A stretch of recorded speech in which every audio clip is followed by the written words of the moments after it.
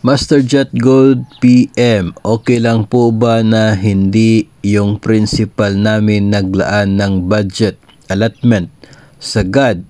Kaya po ngayong taon wala po kaming seminar at year-end party po ang teachers. So total ako naman po yung tinanong, so ito po yung opinion ko tungkol po dito. Ang paglaan ng budget para sa GAD ay meron pong batas yan, no? Dapat po meron talagang 5% ng inyo pong pondo ng budget po ninyo, ng MOOE po ninyo ang intended para sa Gender and Development Program, para po sa GAD. So, batas po ang nag-uutos niyan, 5%. Ang pag hindi po paglaan ng budget, I'm not sure kung paano po nila ginawa, no, at paano po na-approve yung kanila pong, let's say, mga plano for this year kung wala naman po nakalagay doon sa kanila pong budget na intended for GAD activities. No, wala pong nakalaan na pondo para sa GAD. At usa pa, yung hindi naman po nangangahulugan na kung nagbigay ka ng pondo para sa GAD ay sigurado magkakaroon na kayo ng seminar at ito pang year-end party, no? Kasi yung purpose ng budget para sa GAD ay hindi naman po intended para sa party ng mga teachers, no? Hindi po pwede na yung party in itself ang magsisilbing activity ninyo para doon sa pondo ng GAD.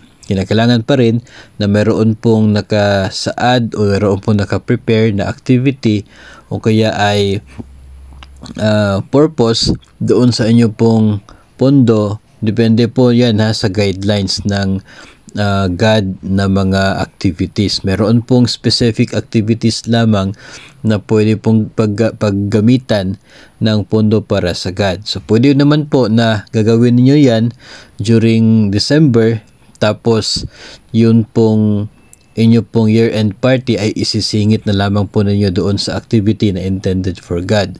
So pwedeng ganon. Pero yung GAD na pondo talaga yung gagamitin at yung main purpose niya is yung year-end party, ay medyo magkakaproblema kayo dyan, no?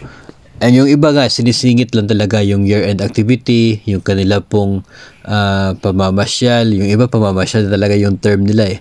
Yung mga ganyan po na activities ay sinisingit po nila doon sa GAD, pero at least man lang ay one time na lamang siya, at also meron pa silang pondo talaga para doon sa main activity nila during daytime, no? Pwede po kasi yun na daytime tapos kinagabihan doon mangyayari yung year-end party ninyo. So pwedeng ganon, no? Basta yung main purpose talaga, main activity ninyo ay naka-approve siya at nakabase siya doon sa kung ano lamang yung pwedeng paglaanan ng pondo dito po sa GAD.